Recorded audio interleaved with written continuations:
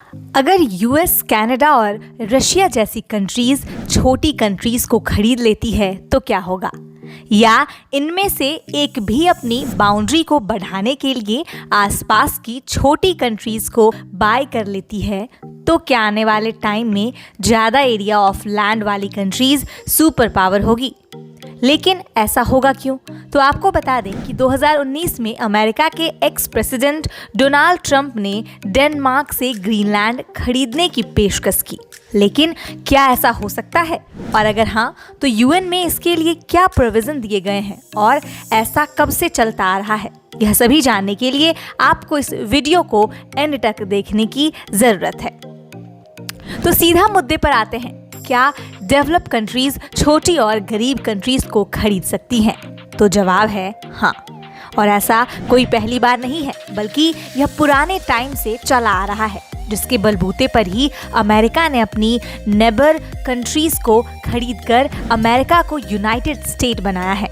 इसे समझने के लिए हमें हिस्ट्री के उस टाइम में जाना होगा जब कंट्रीज को खरीदा जाता था, जिसमें सबसे पहले 1101 में फ्रांस के किंग फिलिप एक ने ओडो आरपाइनस नाम के विस्काउंट से बाउर्ज और डुन, जो आज का सेंटर फ्रांस है, उसे 60,000 पाउंड में खरीदा था, जो आज के टाइम में सिर्फ 59 लाख रुपए हैं। लेकिन ओडो आरपाइनस ने ऐसा क्यों किया? दरअसल उस टाइम पूरे वर्ल्ड में होली लैंड क्रूसेडर्स वॉर चल रहे थे, जिसका मकसद यरूशलेम को इस्लामिक रूलर से आज़ाद करवाना और नदर्न यूरोप की कंट्रीज को क्रिश्चियनिटी में तब्दील करना था।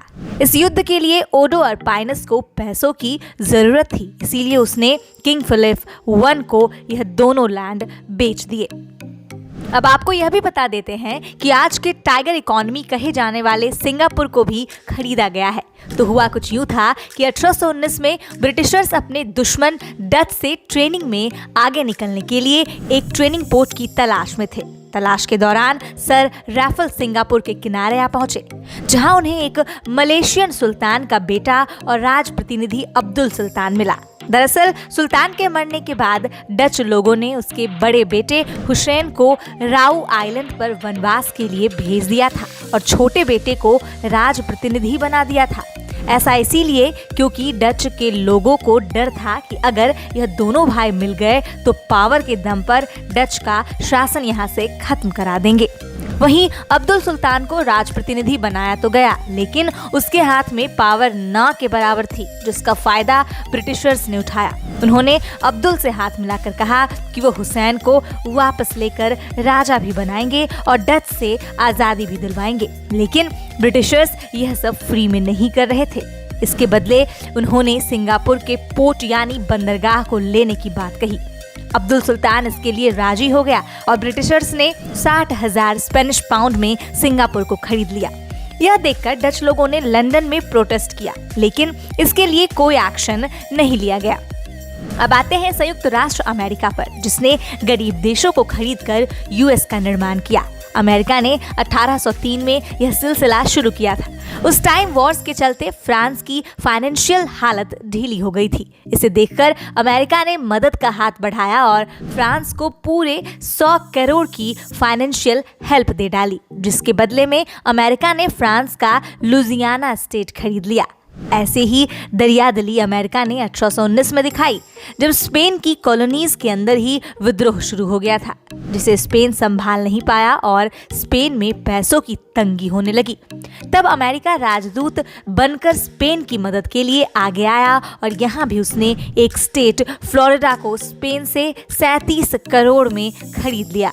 यह देखकर उस टाइम के मेक्सिको का पार्ट कहलाने वाला कैलिफोर्निया, यहाँ अमेरिकन लोगों में देशभक्ति की भावना जागी और उन्होंने मेक्सिको के अगेंस्ट होकर अमेरिका जाने के लिए रिवोल्ट यानी विद्रोह किया। यह देखते हुए अमेरिका ने कैलिफोर्निया का साथ देते हुए मेक्सिको के साथ युद्ध की घोषणा कर दी, जिसे अमेरिका ने जीत लिया। इसके साथ ही अमेरिका ने मेक्सिको से कैलिफोर्निया, नेवाडा, उटाह और एरिजोना के स्टेट 135 करोड़ में 1848 तक खरीद लिए। वॉर के बाद मेक्सिको को भी आर्थिक तंगी का सामना करना पड़ा। यहाँ भी अमेरिका ने मेक्सिको को मदद दी। इस बार न्यू मेक्सिको में एरिजोना का बचा हुआ पार्ट भी अमेरिका ने 74 करोड़ में खरीद लिया। लेकिन अमेरिका यहाँ नहीं रुका। 1853 में हुई क्राइमीन वॉर में जब रूस हार गया और उसे भी पैसों की जरूरत हुई, तब तक तो अमेरिका का दिल दरिया बन चुका था। इसीलिए यहाँ भी उसने वही स्ट्रैटेजी अपनाई कि भैया पैसा लो और स्टेट मेरे नाम कर दो। इस तरह अमेरिका ने रूस से अलास्का 57 करोड़ में खरीद लिया। लेकिन यह देख सब हैरान है कि अमेरिका की स्टेट खरीदने की भूख अभी तक नहीं मिटी है। इसीलिए डोनाल्ड ट्रंप ने डेनमार्क से ग्रीनलैंड खरीदने का प्रपोजल रखा, जिसे डेनमार्क के प्राइम मिनिस्टर ने डिक्लाइन कर दिया। लेकिन मुद्दा यह उठता है कि अमेरिका किसी भी जगह को प्रॉफिट होने पर ही खरीदता है।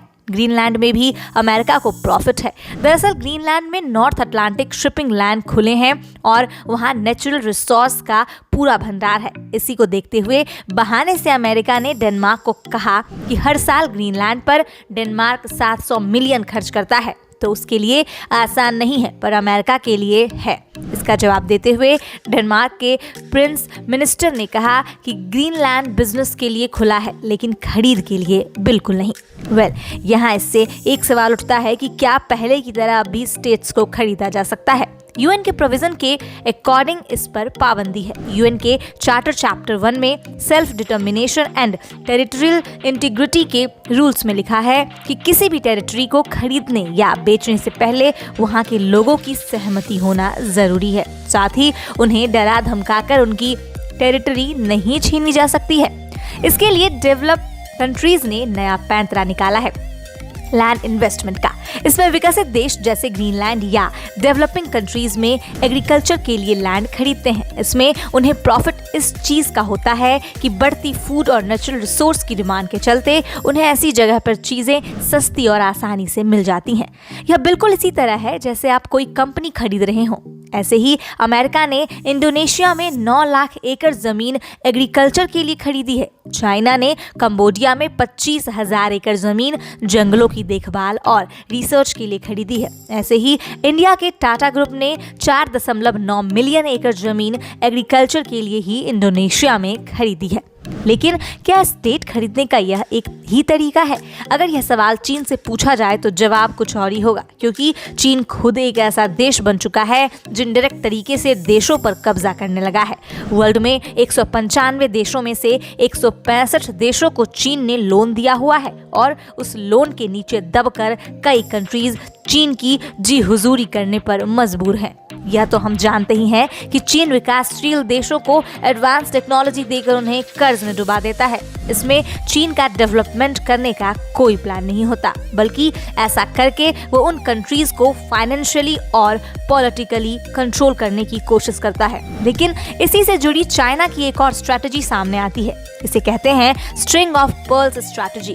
इस स्ट्रैटेजी के चलते चाइना ने हिंद महासागर में आने वाली ज्यादातर कंट्रीज में अपने पोर्ट्स यानी बंदरगाह बना लिए हैं, जिनमें म्यांमार का क्वाक्युप्यू पोर्ट, बांग्लादेश में चित्तागोंग पोर्ट, श्रीलंका का हम्बनटोटा पोर्ट, मालदीव्स का माराओ एटॉल पोर्ट और पाकिस्तान में चाइना का सबसे इम्पोर्टेंट ग्वादर पोर्ट शामिल है। साथ ही मलेशिया और इंडोनेशिया में इन्वेस्टमेंट के जरिए अच्छे रिलेशन बिल्ड किए गए हैं। अगर इसे मैप में देखा जाए तो यह सभी पॉइंट भारत को चारों तरफ से घेरते हैं। तो क्या फ्यूचर में चाइना भारत के अगेंस्ट बड़ी चाल चलने की प्लानिंग कर रहा है, या वो एशिया के हिस्से को पूरी तरह अपने कब्जे में लेना चाहता है?